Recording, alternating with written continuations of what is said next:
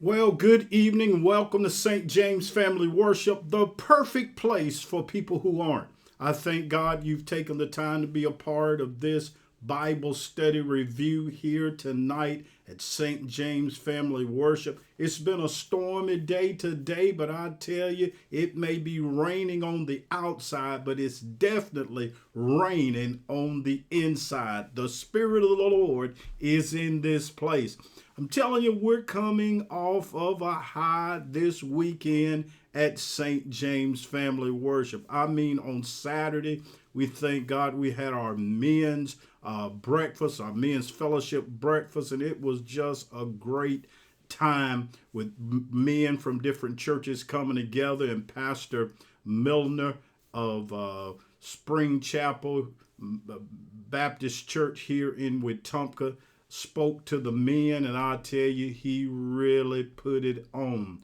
And then Sunday morning, our churches, St. James Family Worship and Spring Chapel Missionary Baptist Church, came together for a spring Jamer situation. And I tell you, we had a phenomenal time at St. James Sunday morning. So once again, we want to thank Pastor James Milner Jr., singer, preacher extraordinaire, for coming and blessing the house Sunday morning. And thank God to Spring Chapel for coming and supporting your pastor Sunday morning. We thank God for you guys. Let's get into the Bible study tonight. On Tuesdays, normally I review my message from the past Sunday.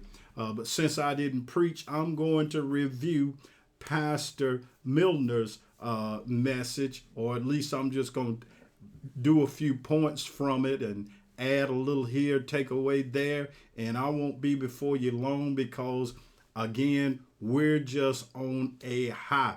I believe it was the Williams brothers say, if it can't get me higher than the Holy Ghost, I don't want it. I'm telling you, when you get on a Holy Ghost high, things are just totally different. His message on Sunday morning was stir up the gift. Stir up the gift. It came from 2 Timothy, 1st chapter and 6th verse, and here's what it says. Therefore, I put thee in remembrance that thou stir up the gift of God, which is in thee by the putting on of my hands. Pastor had some very profound examples as he went forth with stirring up the gift. One that sticks out, he went all the way down to sugar at the bottom of a Kool-Aid pitcher. It needs to be stirred up. When that sugar is at the bottom of the Kool-Aid pitcher and it's not mixed up, the Kool-Aid is not sweet. But when you stir it up, hey, you got yourself something. Wherefore I put thee in remembrance, Paul said, that thou stir up the gift of God, which is in thee by the putting on of my hand. Meaning in context, Paul is reminding Timothy being his disciple at the time, an apprentice, his protege, and he's reminding him of a gift that he has received. You know, when you become a child of God, you receive a gift. All of us receive severally as the Holy Ghost gives to us a gift. The gift. This likely refers to, when he's talking about this gift to stir up, it's the gift or the calling, possibly related to the ministry that Timothy has been called into. So Timothy received this from Paul as Paul laid hands on him. He said, remember from the laying on of my hands, symbolic for impartation of the Spirit. He says, stir it up. The Greek word for stir up is anazaporo. Anazapiro. And it means to rekindle or to fan into flame. You know, when embers fire goes off, there's still embers left. And if you fan that stuff long enough, the fire catch back up. So that word means to rekindle or fan back into flame. Shake it up even, or agitate it. Do something with it. When I was a kid, we had a fireplace, and they would get this iron stick. We called it a poker. I don't know what it's called, but you would poke into those embers and stir those embers up, and the fire would come back. It's like agitation, like a washing machine. Yeah, a washing machine. On the inside of a washing machine is something called an agitator. And that agitator turns around, and it twirls, it spins, and it stirs up the clothes.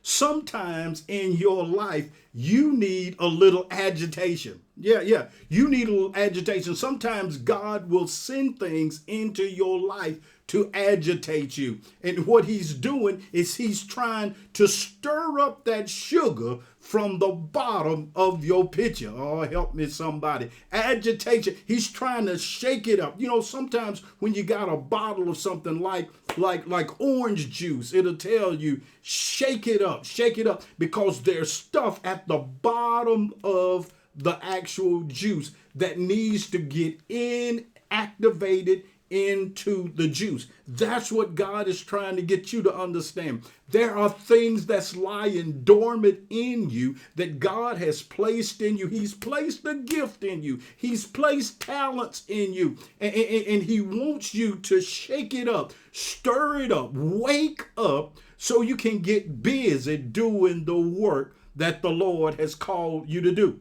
Paul is saying, don't neglect the gift that God has placed into you, but use it and develop the gift that God has placed in you. And I'm soliciting you that's listening to me. You need to stir up the gift. Don't allow the gift that God has placed in you to lie dormant and neglected. You've got to get up and be about your Father's business. One thing Jesus always did when he brought life back to somebody in any degree, he would say, get up, rise up, take up your bed and walk. Get up, stir up, get about your Father's business.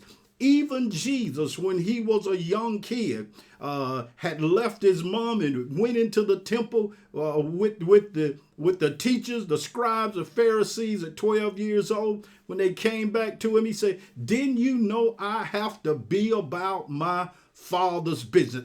Didn't you know I gotta stir up what's in me? My Father has placed something in me, and I'm here in the temple stirring it up with these doctors and these lawyers. You gotta learn to recognize the gift that God has placed in you. You can't stir it up if you don't know what it is. You got to know what it is and where it is. If you know it's sugar and it's at the bottom of the pitcher, you know what it is, and then you got to get busy stirring up because you know what it is and where it is. Seek to know your gift.